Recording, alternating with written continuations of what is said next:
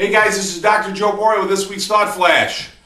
Hope you guys had a great week. I'll tell you, we were down in Orlando, Florida, and for our chiropractic event, it was outstanding. It was fantastic. We had a group of chiropractors that were principle-based, that were looking to really get totally focused on what chiropractic is, both in its philosophy, its art, its science. We had a great speaker there, Dr. Tom Colton, who's a functional neurologist. So he's talking about chiropractic, he's talking about the neurology, he's talking about neural pathways, he's talking about the Harvey Lillard story and how you can explain that scientifically, with scientific certainty and scientific fact, which gives us greater degree of certainty. So we coupled that with a lot of philosophy and a lot of practice management, basically how to run your office, how to make it successful. So sorry that you guys weren't there, but I do have good news. We've got our next event coming up in the third week of January, and that's going to be in Las Vegas. So what happens in Vegas, hopefully in this case, doesn't stay in Vegas. Hopefully you'll take it back home and put it in practice with the people you serve in your own practice. But that being said, I wanted to read out of Rob Sinnott's book. This was a gift from Billy DeMoss. Billy DeMoss, a friend of mine, certainly, and a nice little inscription there inside the book. A good man, Dr. Bill. For those of you who don't know that, Billy DeMoss runs CalJam. So just go to caljam.org. Sign up for it. It's in February. It's going to be a phenomenal event. It was last year. I'll be speaking there Friday night. So I'm sure that'll be worth going just for that. But in any case, what did I want to talk about today? I want to talk a little bit about, not a little bit, a lot about philosophy, and then couple that with some practice management. There's a great quote in this book that Sinnott brings to our attention, certainly, and it's by Francis Bowen. He was actually the chair of philosophy for Harvard University, and I looked him up on Wikipedia. I wanted to see who the heck this guy was and get an idea of really what character this guy had. You know, where did he come from? And so interesting guy to read about. I certainly encourage you to do the same thing. But he has a great quote in here that is on chapter 17, Characteristics of Innate Intelligence. And this is his quote: "Man is not an organism.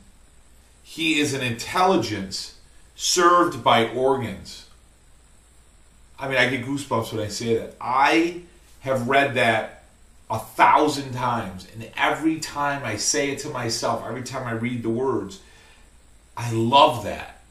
I love that because I've given you guys that 30-second drill, how to explain chiropractic in 30 seconds. You know, what is this? What organ's this? And you guys got to remember, you got to ask people. You can't lecture to them. Okay, so a great piece of advice that I can tell you that I've discovered in my journey is the more I talk, the more I lecture to people, the more I tell them what to do or what we do or what they should do, the less engagement I have with them, the less likely they are to follow through. But if you ask them questions and they themselves derive or deduce to the answer, you'll find that they'll be much more compliant because they themselves will start to own the principle of chiropractic. So, 30-second drill. What organ's this? They're going to say your brain. And what's in here? What's your chest and body filled with right here? Your organs. Well, how do the organs know what to do? Well, your brain tells them what to do. Well, how does your brain tell them what to do? Through the nervous system. What does your brain send through the nerves? Signals, data, information, exactly. So if you press on the nerves, like your arm, if you press on the nerves and that's your liver, your lung, your kidney on the end here, what's going to happen to that organ? Well, it's going to get sick. Exactly. Let's say 20, 30 years goes by. What's going to happen? Well, it's going to get sick, diseased, it's going to get ill, it's going to die. Exactly. Which means what's going to happen to you? Well, I'm certainly not going to function really well. Do you want to have sick organs? Well, hell no, I don't want to have organs at all. So what do we need to do as a chiropractic profession? As your chiropractor, what do you want me to do? Well, you want me to relieve the pressure, right? What's it called when I relieve the pressure? An adjustment. What is the adjustment actually doing? Well, it's taking the bone or the pressure off the nerve, allowing the signals or data to go. So what's going to happen to the organ? It's going to work better, which means what happens to you? You're going to work better, exactly. And then how long do we need to continue to do that? What do we need once we correct the spine? How long do we need to take care of it? For the rest of your life. Bam. You can add to that a little bit more. Well, Linda, listen, you're one of 5 that come in your family. Who would benefit from care? Well, everyone. Well, what can I do? Tell me what I can do to help you get the kids in. So let's get the rest of the family in and get them checked. What do you say? You know, that's playing. That's playing, and that's getting them to come up with the answer. And I can tell you 30% of the people that we talk about that little drill with, they bring their family in on the re-exams. You know, how is it that you see hundreds and hundreds of people in a day? Well, I'll tell you what. Don't be pandering to the people. Be a leader. Lead them with principle. And it's not confrontational. You know, I have a lot of guys that say, geez, Doc, I don't like to be confrontational. Don't be confrontational. Pretend it's a friend of yours doing something that's not healthy for them. And you want to go in and talk to them. Hey, Bob, listen, I heard smoking's really bad for you. I read some more research on it. And it's number one cause of a lung disease in the country. It makes you sick. It can make your offspring sick. You know, I love you. I care about you. I don't want to see you get sick anymore. Tell me what I can do to help you so we can get off these cigarettes. I'm here to help you.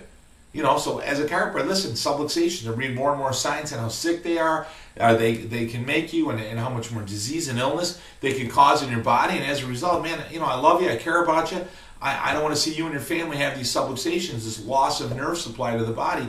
Tell me what I can do to help you so you can get the care you need, and so your family get the care you need. I mean, worst thing that's going to happen is they're going to say no. And if they say no, then you know what? You chuck it up. And you say, okay, well, listen, it's so important. I just want you to know, don't be mad at me, but I'm going to talk to you about it again. And next time you talk to them about it again, and eventually they're going to say yes, they're going to tell you to quit to ask them. And can you live with both of those? I can live with both of those. So why can't you? You know, I guess what I want to close with, guys, here in the last minute and a half or so is that you have to lead people to the principle.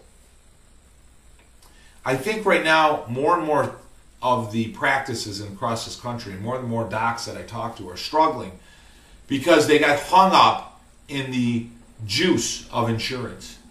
You know, the never-ending supply of cash. And you didn't have to be principled years ago to have a successful practice. You could just tell people, look, you need to come in 80 times. Okay. And, you know, they didn't value it. And unfortunately, not to be hard on anyone, but I don't think you, as the chiropractor, in those cases, valued it. So you don't value it, they don't value it. All of a sudden, they got to pay for it. You struggle with them having to pay for it. It's not only they struggle with it, but you struggle with it. So, I mean, a real good check on the meter is that if you're struggling with them paying for it, chances are it's not the patient that's the problem. It's you. And you need to get right with the value of what it is you do as a chiropractor. So, like I talked about the journal that I write for, like I talk about at my events and my seminars, you know, start reading some of these books. I mean, these are some books that are, you know, right near my bedside here. And, you know, this is Palmer's Law of Life, okay? This is Life Without Fear. You know, I read about successful men, Napoleon Hill's Law of Success. I'm reading Sentence book again, you know, for the third time. You know, these guys are all alive, if you will, in the living word of what they've written. Start reading about them and start really getting principle. And what you'll start to do is have a deeper understanding and a deeper value of what it is you do, what you offer as a chiropractor. You know, Einstein said, rather than be a man of success, choose to be a man of service and a woman of service. You know, so that would be my, I guess, closing statement for you guys. Choose to be a person of service rather than one of success. And if you choose to be a person of service, success will come. It'll automatically be a byproduct of your service. And that success, maybe it is a lot of money. It might not be a lot of money. But I bet you the reward, if you will, that payment of success will be far greater than anything you can imagine. I know it has been for me. Guys, thanks for tuning in. I really appreciate you joining us on our Thought Flashes. Be sure to share these with other people across the country. Whether you're a client or not, we'd certainly love to have every chiropractor, the 60,000 chiropractors across this country, listening to our Thought Flashes. And maybe we can help out some of our lost brethren there that have kind of fallen by the wayside out of their fear, loss of certainty, or confidence. Listen, tune in next week. Have a great week. Make sure you go to our website, chiropassionconsulting.com. Make sure you register for Las Vegas. It's probably going to be our biggest event ever, and we'd love to have you. This has been Dr. Joe Borio with this week's Thought Flash. Get out and serve the people. Remember, may your innate flow from above down. Have a great week, guys. My best friend gave me the best.